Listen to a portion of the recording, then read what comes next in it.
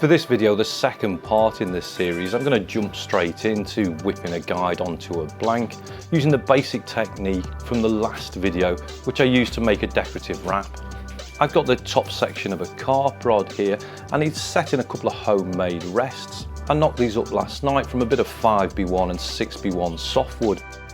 I cut a couple of V-slots into the uprights and then just temporarily glued them to the base using a bit of super glue before drilling out for some larger screws to fully secure them. I then hot glued a bit of sweatshirt material into those grooves just to protect the blanks from the rough wood. Because these are individual rests, I can kind of adjust the position on the table and then just clamp them into place.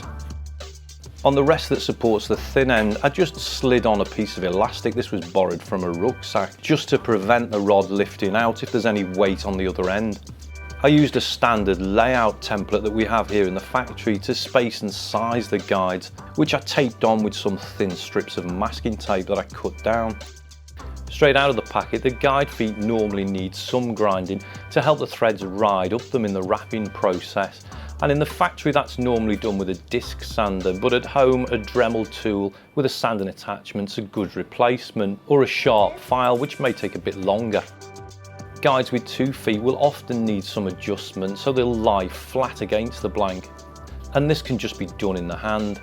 So I'm pretty much ready to go. I'm going to start by marking up about 4mm from the end of the first guide foot I'm going to wrap. I've got my thread on the floor in a plastic bag just to keep it clean, and this is a D grade, the same I used for the main wrapping in the last video.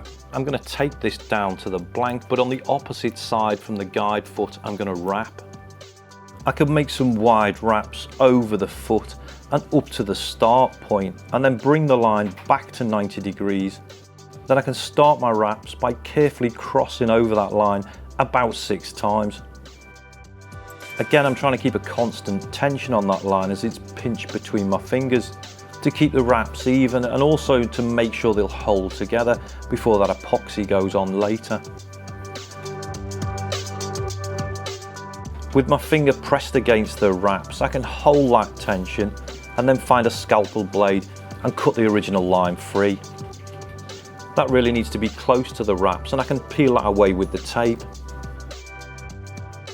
From here it's only a few turns to the guide foot, and I just need to be careful going over that tag end.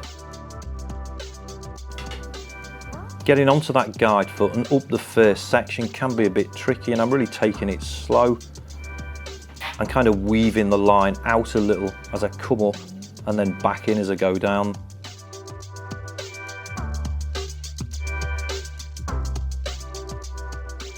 Once I'm near the top of that rise, I can speed things up again and lay down a few more wraps just to secure the foot. Then if I press down on the wraps and hold that tension again, I can just peel off that bit of masking tape.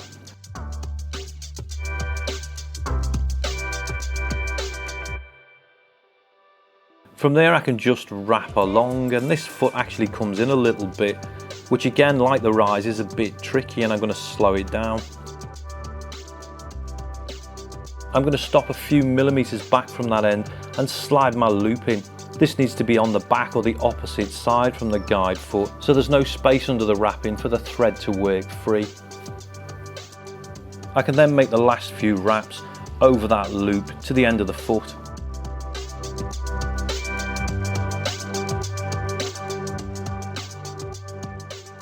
And again, holding the tension, I can use my snippers to cut the line free. This gets threaded through that loop,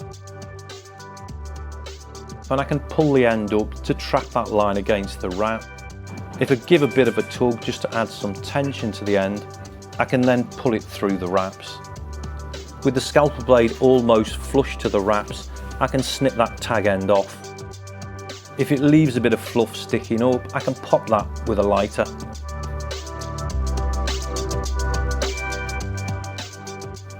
I'm going to use a plastic ruler just to burnish the thread, and this will flatten it and should make up for any gaps that have left.